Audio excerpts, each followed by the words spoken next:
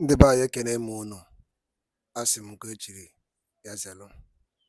Asị m ndụ mmiri ndụ azụ, mmiri atara m azụ anwụrụ. Ọ ya dịra n'Igbo na mma, na ya dịka Chineke dị agwụ agwụ.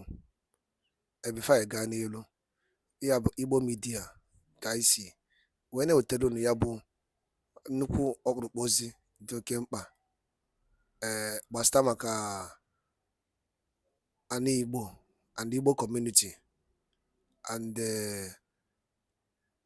nnwere onwe ndị Igbo and Maazị Nnamdi Kanu Saliz.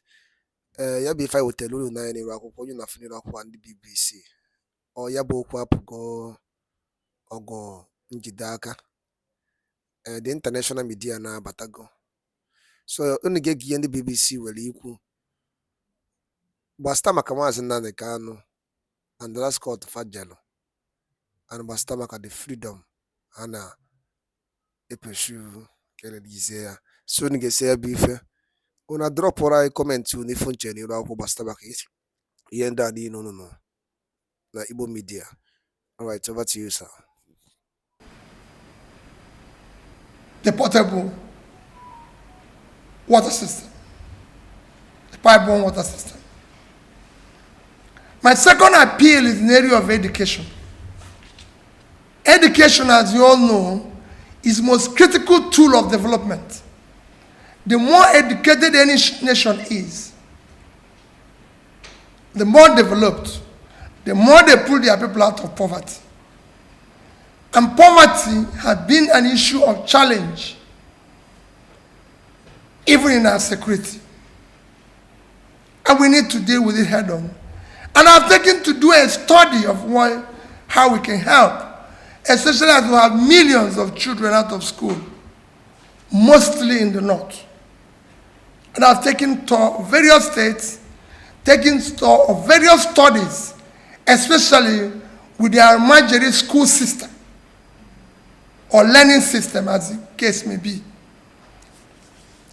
I've now visited those who are, you can call the teachers, and had the opportunity of taking time and immerse myself into the Quranic learning with the young kids. And I could see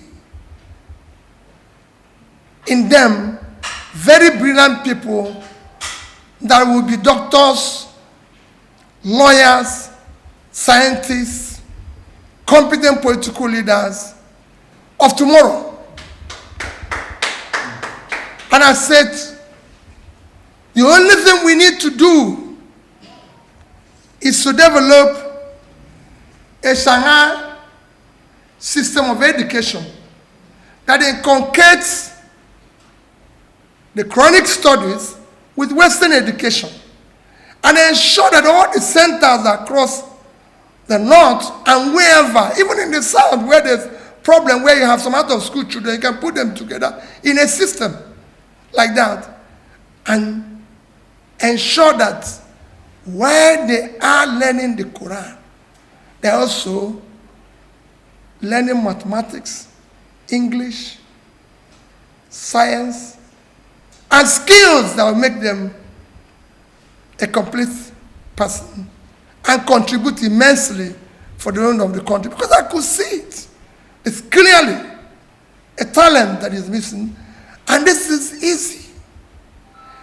I went further to study the cost implication, because it's very easy. Why they cannot go to school, my proposal is to take school to them. Take this education, the same spot where they are learning Quran, which have found them dedicated, willing to learn. Let's bring English teacher there. Let's bring mathematics teacher there. Let's bring science teacher there. Let's go there and teach them skills alongside the same learning. And I did a studies because I asked them in the center that I studied, how much do you pay the teachers? How much does it cost you to operate this facility. The facility had over 50,000 people with 2 teachers. And I said, what is their salary? You wouldn't even believe it. They paid them little or nothing. So I proposed even a salary to accommodate them while employing the English, mathematics, and science teachers. And I could see a cost to operate each center of about 5 million naira annually. But I doubled that to make it 10 million for each center annually. And my appeal is also that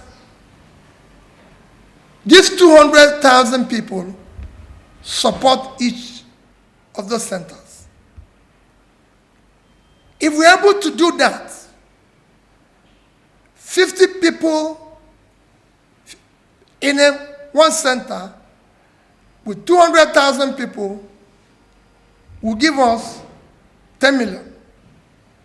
Imagine if we do half of that and we're able to pull 5 million young people out of the number of out-of-school children, and with this, knowing that in 5 years, these people will be in position to contribute immensely to the development of this nation, and we would have pulled them out of future poverty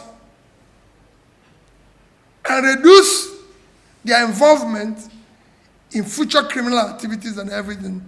So that is my appeal. This water and education.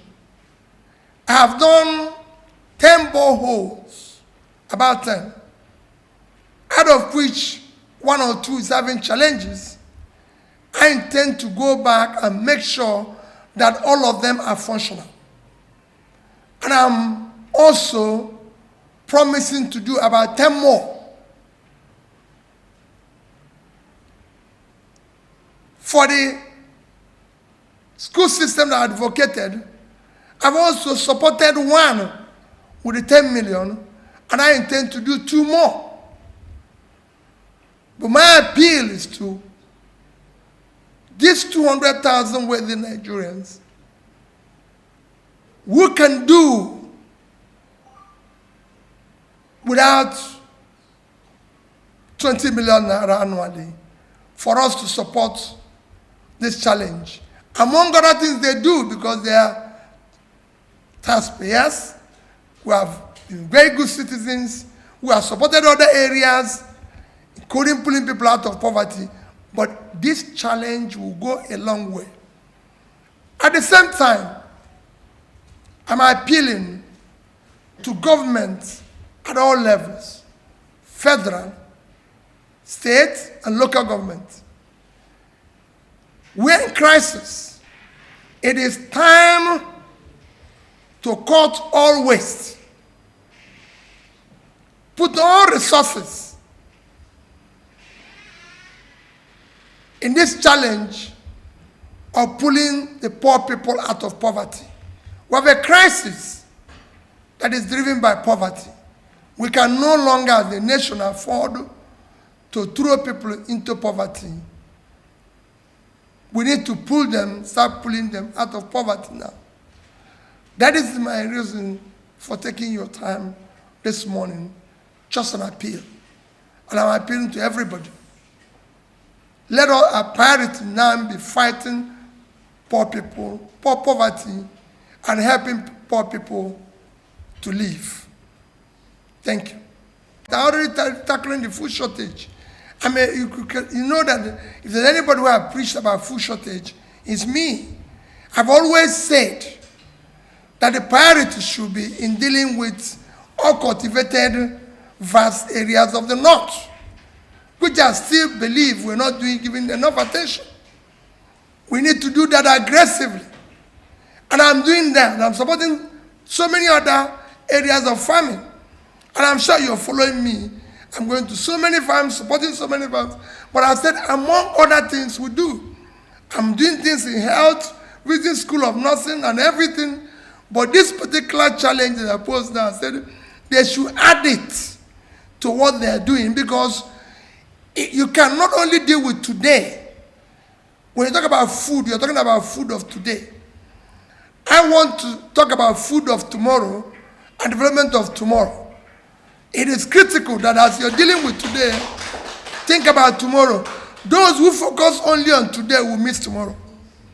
We have a crisis in security that has been created by not supporting people educationally yesterday, doing the right things yesterday. So as we try to solve the problem of today, let's invest in tomorrow. And whether borehole will be the only thing I do, I just said it's in short term. I'm sure you know I would have to do far more than that. Thank you. Mr. Chooks? Good morning, sir. Closely related to what you are backing up, many has described as beating the country because campaigns have not started.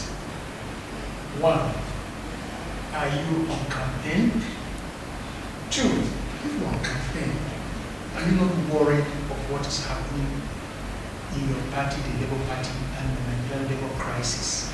That's the second question. Third question. This week you criticized the coastal road projects. What would you have done if you are in a position to do it? Thank you. Number one question is that I'm not on campaign. Number one question is that I'm not on campaign. I know we live in a system where for public office holders and people who call themselves politicians, which I'm among, we are only after elections. We only be seen during elections. But I can tell you, it's everyday job. It's something you need to go around and learn the problems of the country, so that you actually know how to solve them, and contributing and building a better society has nothing to do with office. I've said it several times that I'm not desperate to be president of Nigeria. I'm desperate to see Nigeria work. I'm desperate to see Nigeria, the poor, the less privileged in Nigeria, being pulled out of their difficult situation daily. That is what I'm desperate to do. That's what I'm desperate to see. And all of us can do it in one way or the other. You can't be happy. You can't be moving around when several millions don't know where the next meal will come from. When people don't even have water. When I see children, if you see my pain, when I sat with those children and reading Quran and see how they were able to recite and write that, I could see Genesis everywhere that we have abandoned. So this is not campaign. On issue of Labour Party and NLC, that issue, I can tell you, will be solved. It's beginning giving its own attention. But we're always concerned about party.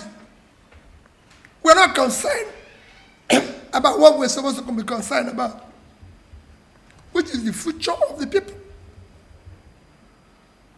It is about the people. So for me, the people are where I'm focusing. On the issue of what I would have done if I was president, let me tell you, my brother. If I was president of Nigeria today, nobody would think of any new road until we finish the existing ones. You see, in this country, we are always trying to do things out of priority.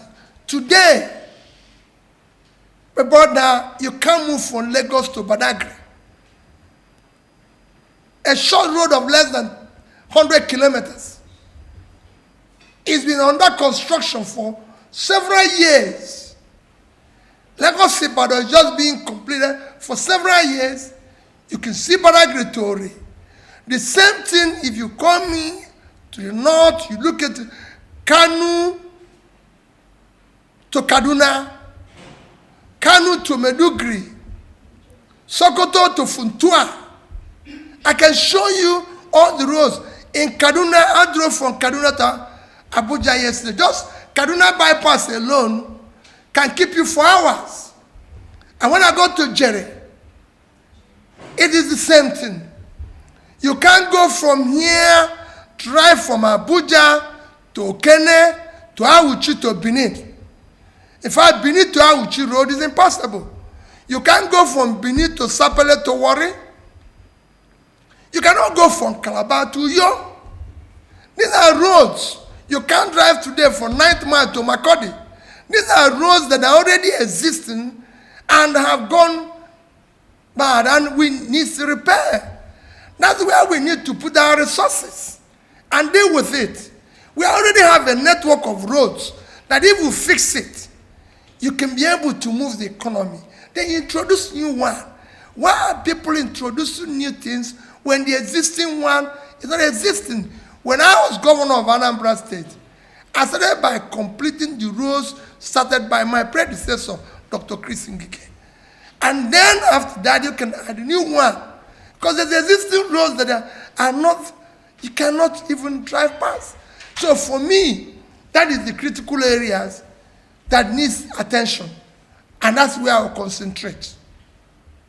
Thank you, Mr. Abbas.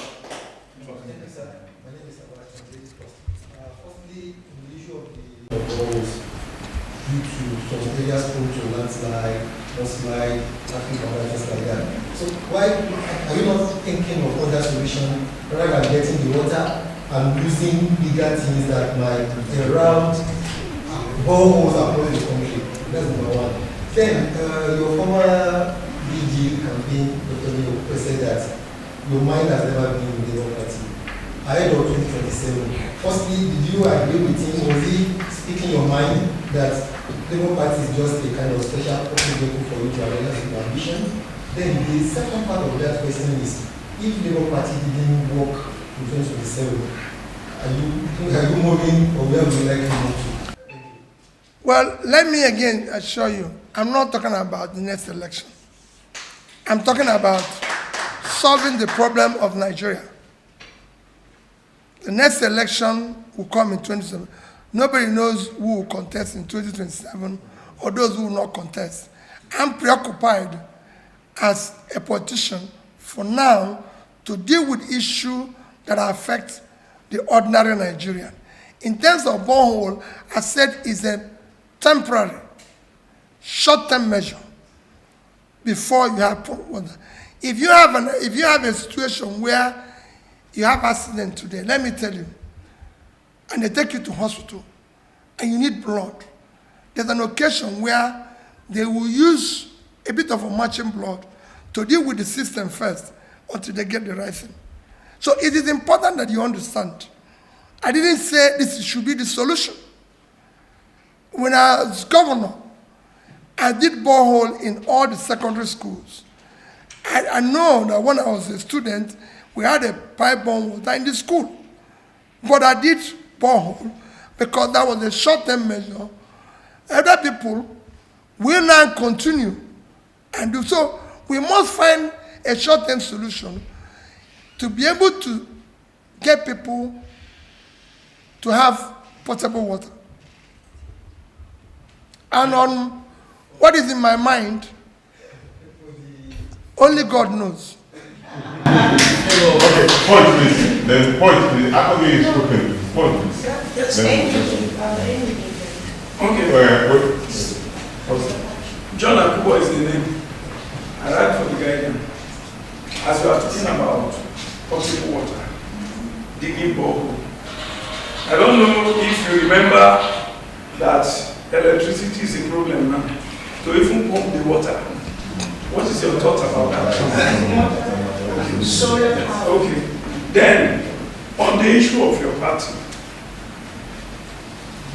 a recent convention by the party portrayed a dysfunctional party, and your foray into politics using Labour Party, gave an image to Labour Party. Now that there is a disarray, is it not a moral burden that where you were, things that are unimaginable, things that the existing parties, APC and PDP, never did, the Labour Party is doing it. The convention took place without the normal World Congress and the rest of them, and at the convention, they handed over the ticket of 2027 to you, and that of Abia State Government. Don't you think everything is abnormal here? Let me tell you, as you imagine the abnormality in Labour Party, it is not anything to be compared with what is happening in the other two parties. It is far minor, and it's something that will be dealt with. We're dealing with a system. Every system has its up and down, and it will be managed and everything. And I assure you, this will also be dealt with. There's nothing out of control in this exercise. Things go wrong and it's corrected. And I assure you, we'll deal with it. But again, I don't want to focus, but let's focus on the poor people of Nigeria.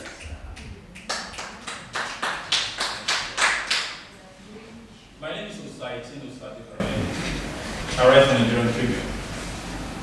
Two questions. One is a follow-up to the issue of the global.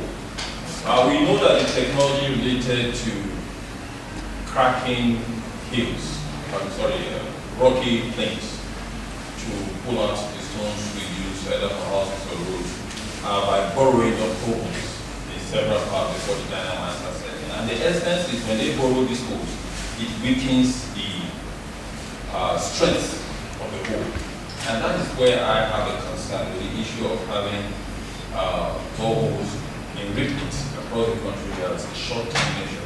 Because in the long term, how will these holes be filled back to be able to reduce that issue of the simple geography will anticipate that earthquake and other result from shift. And when you have such weakness in multiple places, that may cause that. Then we can't run away from your party, sir, because it is a vehicle that brought you more to many Nigerians than the fewer Nigerians who knew you before the 2023 election. I do know that in one of the briefings, I was not there, but I read it. He said that, I think he said that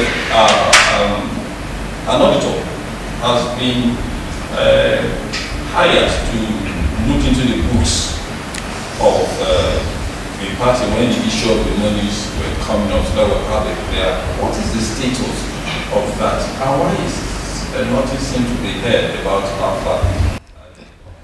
Thank you. Have you ever heard that other parties audited the accounts? No, the Labour Party is... Yeah, we're doing that. We're doing that. We're not going to be reporting to you daily on the auditor's report. It is when the auditors ring on, and if you want a daily report on the auditors, we will direct it to the auditors. They don't report to me daily. It is only when they finish. It could take them months, it could take them years. Even in their financial system, it takes years to audit an account. So it is ongoing. All I know is that we have engaged somebody. So that's it. And that's what we need to do. We can only come back to you to talk about it when it's finished. On the other issue, like I said, we are being consumed in the process of today and yesterday. If there's no crisis in Labour Party, does it in any way solve my challenge that I'm appealing today? It will not provide water. Will it deal with the imaginary school system? No. I came to appeal for a different thing. And I listened to your concerns. And we will deal with that concerns. But please, I'm pleading with you, do not allow that to undermine my appeal. My appeal is what will help the poor people live a better life. That's what I go around. I've been going around this country trying to help in any way I can. And I'm appealing to other people to do the same thing.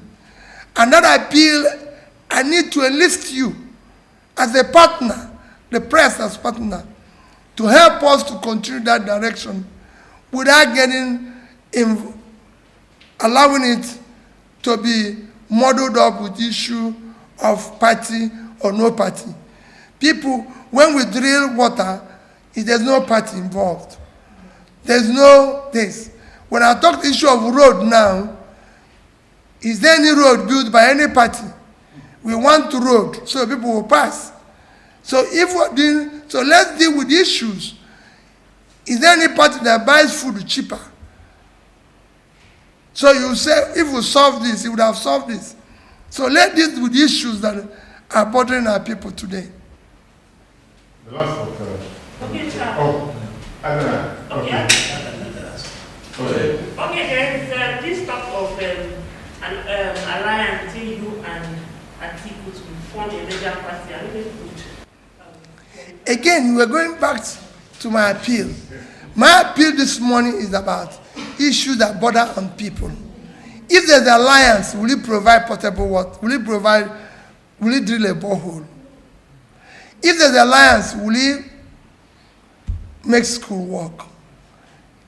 I will appeal that we concentrate on this my challenge and leave everything. The day we discuss politics, I assure you people I'll spend time with you. Today is strictly to appeal. And I want to enlist you people. In your villages, what I'm saying today is that.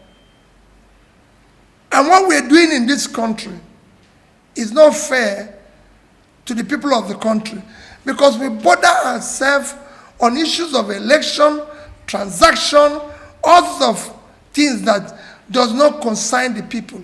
It is about the people. I've never gone to any of where I'm drilling borehole or paying for people to eat and everything and mention party. I will even tell them, I'm not here on campaign. You can vote whoever you want to when the campaign comes. However, I'm here to ensure that I support your well-being. And the well-being of the poor people is my concern 24 hours. All right, now that we are not talking about the 2027 election between two parties, and we are looking at having a Quranic education vis-a-vis the Western world. Somebody recently accused you that you didn't build or complete any new school as a governor. How will you react to this? Well, you need to go and read my manifesto. You know, what we do here is that we don't read people's manifesto and know what they promised. When I was campaigning as you know, and I'm sure you're aware, there was a term for nearly 2 years, the schools were shut in Anambra State. And everybody listened to it. Even yesterday when we were at Kaduna, a bishop said it. The Anambra school system went very low in rating. When I was campaigning to be governor, I said I'll change the educational system in Anambra State where schools and our children will never be closed. I'll make sure I give the best to education. When I was coming to Anambra to be governor, we have what we call male-girl-child issue, where most of the males were not in school. I said I'll reverse that. And I'll make sure that Anambra State becomes one of the best. And when I started, we were number 26, 27, Wayaka Neko. By the time I left, we were number 1.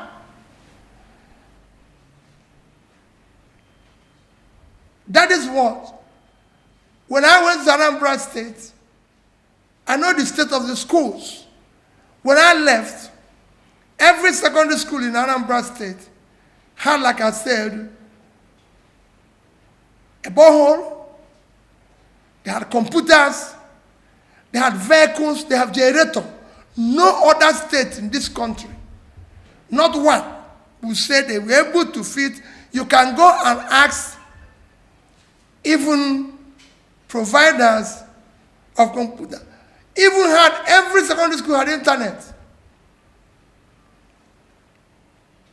You can go and ask one of the famous makers of computer sets. Let me remember their name now. No, Zynos is the agent we use, but it's the what we bought was the HP. When we ordered computers and desktop tech for HP, they told us, printers, everything. They say no government can afford this, but we bought them at a go, 30,000 complete sets for our various schools. No government was able to do that. We're able to train our teachers and everything. And the result is what you're seeing today. And to even go further, while I do not know who said that, and I don't want to know, but let me help you further. The only measure of development while I served as a governor is Millennium Development Goals, which was initiated in the year 2000 with Nigeria and over 150 countries as signatories. That is what China used to change China. India, Vietnam, you can go on and on. That was the only measure. I became governor and started implementing the MDG goals by the year 2008. That is clear 8 years after I had started. But by the time it was concluded in 2015, Anambra was #1 in the implementation of that. I was even invited to United Nations to come and talk about my experience. That is measured by UNDP. This is not a measurement where you say Peter has scored himself high. And I can tell you, our school, our hospitals, and our system became model for every other person. So I believe that we did the right thing. Those who are looking for the wrong thing, what I promised the people I delivered. I live in Anambra State today. I live in Onitsha. I'm just going there now. Thank you. Thank you very much, Mr. Bishop. Thank you very much for coming on. Thank you. And God bless you. Thank you, Excellency. Thank you.